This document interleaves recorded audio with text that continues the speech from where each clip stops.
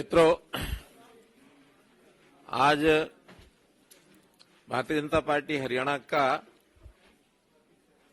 विस्तार के नाते बहुत ही एक महत्व का दिन है कि जिसमें कांग्रेस के पूर्व प्रदेश अध्यक्ष, वर्तमान में आम आदमी पार्टी के पदाधिकारी अपने सैकड़ों समर्थकों के साथ और भारतीय जनता पार्टी में शामिल हो रहे हैं। मैं पार्टी की ओर से आप सबका बहुत तहे दिल से स्वागत करता हूं, अभिनंदन करता हूं और भारतीय जनता पार्टी में आप सब लोगों को, जैसे हमारे यहां एक कार्यकर्ता के रूप में, चाहे वो नया हो चाहे पुराना हो, हर किसी को अपने अपने क्षमता योग्यता के हिसाब से उनको स्थान और सम्मान ये मिलता है।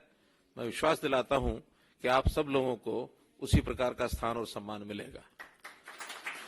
जहां तक श्री अशोक तंवर जी का विषय है, मैं कई प्रकार से अपना इनके साथ संबंध ये जोड़ सकता हूं। भले ये कांग्रेस पार्टी में रहे, लेकिन इस बात की जानकारी बहुत कम लोगों को है कि ये मेरे भांजे लगते हैं।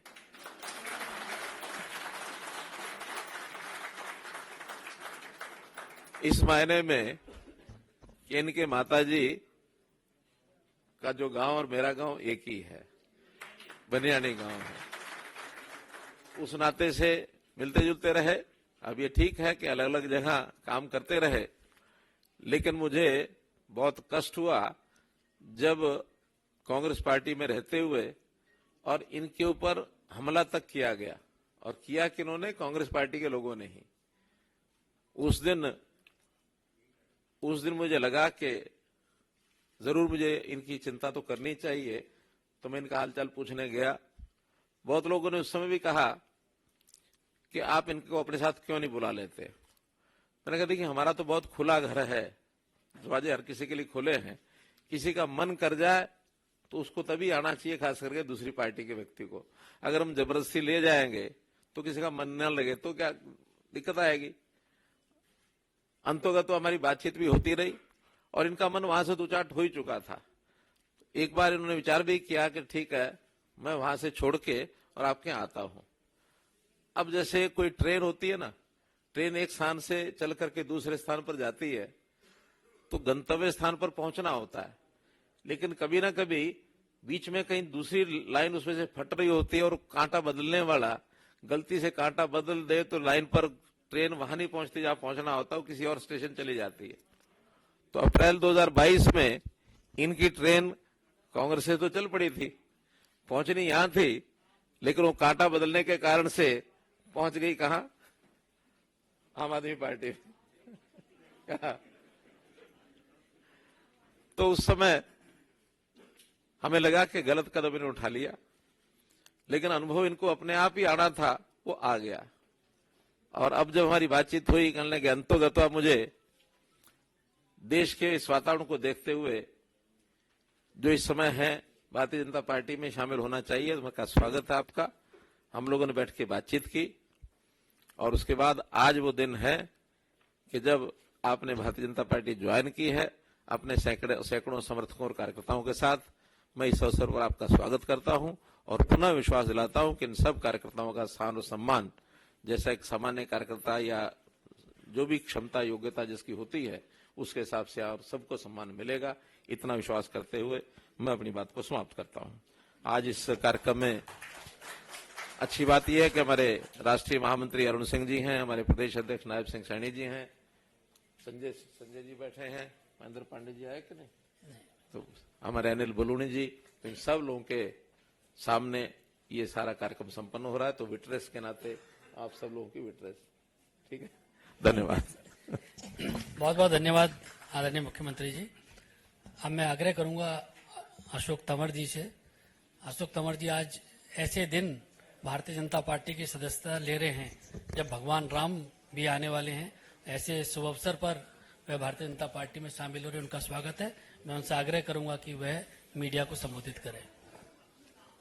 सम्मानित मंच, सामने बैठे सभी हमारे तमाम साथीगण जिन्होंने आज भारतीय जनता पार्टी की मेरे साथ मेंबरशिप ली है, और हजारों साथी अभी बाहर हैं, और लाखों साथी जिन लोगों ने मेरे साथ पिछले 3 दशक में अलग अलग जिम्मेदारियों में साथ काम किया है, उनकी भावनाएं भी हैं। सब लोग आज यहाँ आ नहीं सकते थे जब माननीय मुख्यमंत्री मनोहर लाल खट्टर जी से, नायब जी से और पार्टी के शीर्ष नेतृत्व से बात हुई, तो उनका ये मानना था कि ज्वाइनिंग दिल्ली में करेंगे, और जब कभी बड़ा प्रोग्राम होगा, रैली होगी, आपके हजारों साथी और होंगे, तो हम उनको चंडीगढ़ ज्वाइन करवाएंगे। मैं तमाम उन साथियों से माफी भी चाहूंगा जो आज जिनको हम नहीं बुला पाए, और सब जानते हैं इस बात को कि किस तरीके से पिछले 10 वर्षों में